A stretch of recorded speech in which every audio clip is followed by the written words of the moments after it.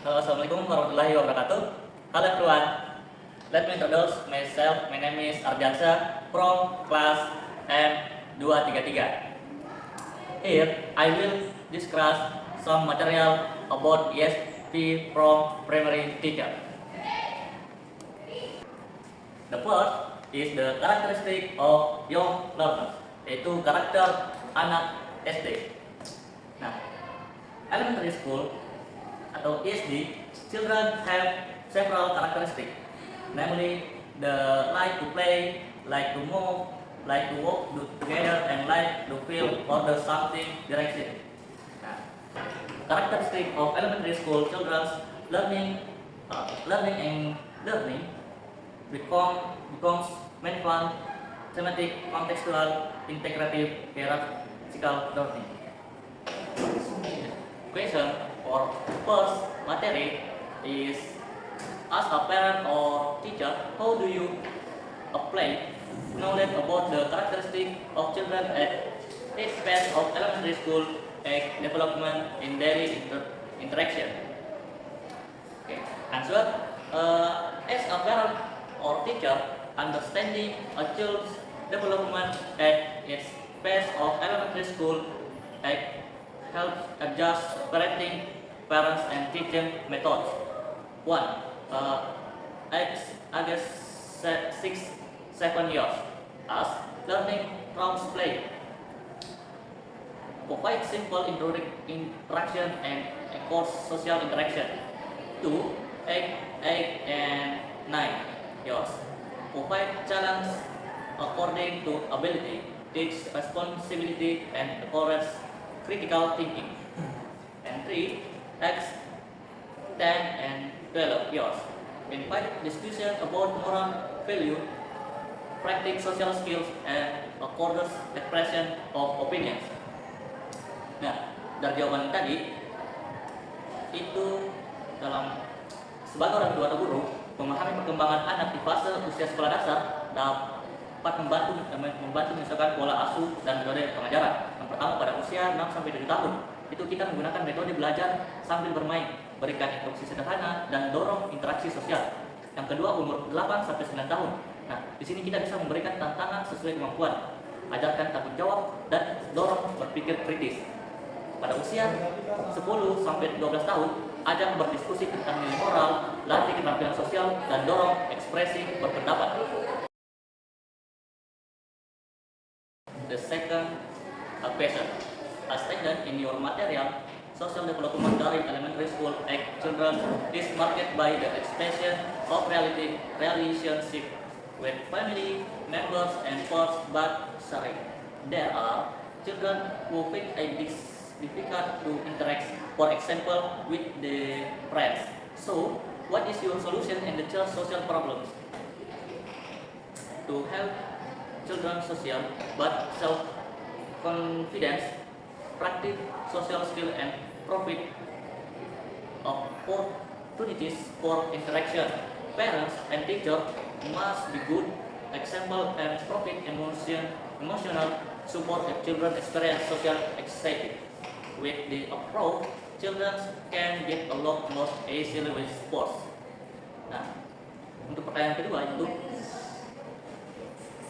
untuk membantu anak bersosialisasi, bangun kepercayaan diri, latih keterampilan sosial, dan beri kesempatan berinteraksi. Orang tua dan guru harus menjadi contoh yang baik serta memberikan dukungan emosional jika anak mengalami kecemasan sosial. Dan pendekatan ini dapat lebih mudah bergaul dengan teman sebaya. Nah, next materi is characteristic of teacher young learner.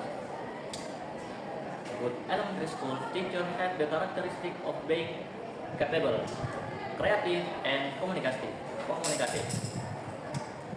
Apart from that, teacher must also have professional ethics and competence in teaching.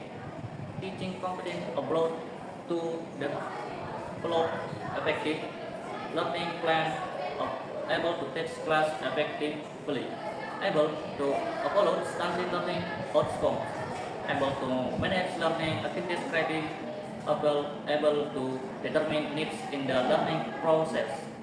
Nah, Characteristic of a good and supportive teacher are three. First, able to explain the material.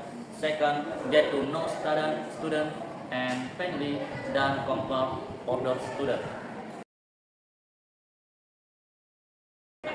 Question from material. The second material is, if you were in the solution, what strategies could you implement to manage your time effectively and order the balance teaching, data and administrative tasks? To balance teaching and administration duties, craft and structured schedule, utilize technology and priority steps according to urgency, delegate work and possibility and the time limit, so as not to disturb your work and personal life balance. With this strategy, time can be managed more effectively without sacrificing the quality for all tasks.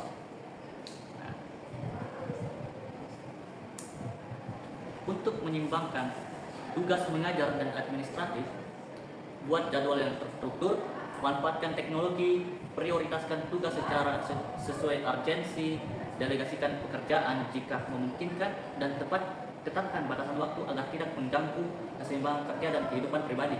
Nah, dengan strategi ini, waktu dapat dikelola lebih efektif dan tanpa mengorbankan kualitas tugas. Second question is, what is the reason why young teachers are no good at applying technology?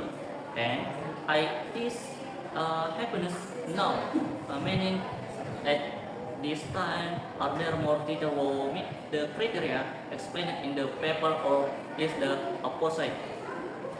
Answer it. Question second is, young teachers are usually more familiar with technology, but some may be less in applying it to learning due to lack of training, limit facility, or discomfort and adapting new methods. Currently, trends show that more and more teachers are able to apply technology in teaching, especially with the development of digital platform and window training. However, there are these challenges for some teachers in integrated technology effectively in the classroom. Guru biasanya lebih terbiasa dengan teknologi, tetapi beberapa mungkin kurang mahir dalam menerapkan dalam pembelajaran karena kurangnya pelatihan, keterbatasan fasilitas, atau ketidaknyamanan dalam mengadaptasi metode baru. Nah, saat ini tren menunjukkan semakin banyak guru yang mampu memanfaatkan teknologi dalam pengajaran, terutama dengan perkembangan platform digital dan pelatihan yang lebih luas. Namun masih ada tantangan bagi sebagian guru dalam mengintegrasikan teknologi secara efektif di dalam kelas. The last materi, one is the role of young learners. Nah, what is referred to as young learner here? Here are elementary school students against 6 sampai 12 years. They can be divided into two groups, namely the younger group 6 and 8 years, and the older group 9 and 12 years. Young student in the level 1 group, namely 5 and 7 years, and still have difficulty distinguishing between concrete and abstract things. The line between the real world and the world of imagination is not just class to them. When they are 10 years old, they can arrive differentiating between fact and fiction, and can also understand abstract things. At 10 years old, they call be colored mature children will maturity and one side and children sense on the others. Nah, the role of young learning in learning English can be explained through the following aspect. One, as an active learning. Two, as an imitator and natural learning. Three, as a language as an everyday context. Four, as a language habit builder. Five, as a barrier breaker in learning correct language. Six, as a collaborator in learning. Seven, as a motivator for yourself and your surrounding environment. Present in the last material, one, the first, children then to memorize vocabulary that relates to their presence more easily. How can you teach vocabulary that is not commonly used in everyday life while maintaining standard students' interest? Give example for teacher technique or method that can be asked. Nah, answer from question as the second question is to teach vocabulary that is really asked. So teacher can ask contextual learning of story or pictures, word games, scan as crossword puzzle, and the total physical response or TPR method with movement. Creative projects such as creating summit or story also help students remember new vocabulary. Additionally, educationally, technology and application can increase student engagement. This approach makes learning more interesting and effective. Untuk mengajarkan kosakata yang jarang digunakan, guru dapat menggunakan pembelajaran kontekstual melalui cerita atau gambar, permainan kata seperti teka-teki silang, serta metode total physical response atau TPR dengan gerakan. Proyek kreatif seperti membuat komik atau cerita juga membantu siswa mengingat kosakata baru. Selain itu, teknologi dan aplikasi yang dipakai dapat meningkatkan keterlibatan siswa. Pendekatan ini juga mampu pembelajaran lebih menarik dan efektif. Nah, untuk mengajarkan kosakata yang sulit atau yang jarang digunakan, juga bisa menggunakan metode atau teknik dengan metode belajar pembiasaan. Misalnya, kosakata yang mereka jarang gunakan, mereka harus terbiasa menggunakannya dengan cara pembiasaan.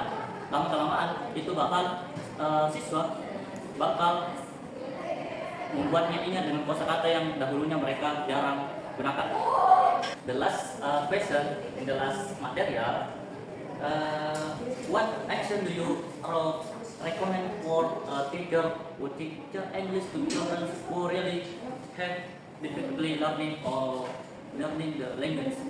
And but Indonesia is still difficult to learn well, even if you get asked to it, especially for teachers and children who have symptoms of dyslexia. Answer from the last question is teacher can ask a multisensory approach, such as combined sounds, movement, and visual to aid understanding. As phonics methods to standard the relationship between letter and sounds, and present the material gradually with sufficient repetition.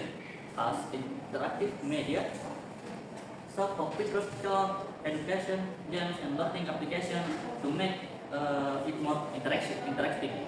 For children with symptoms of dyslexia, provide special support source as learning text, dyslexia friendly form, and reading practice with assistance. More importantly, create a learning environment that is supportive and respectful so that children stay motivated.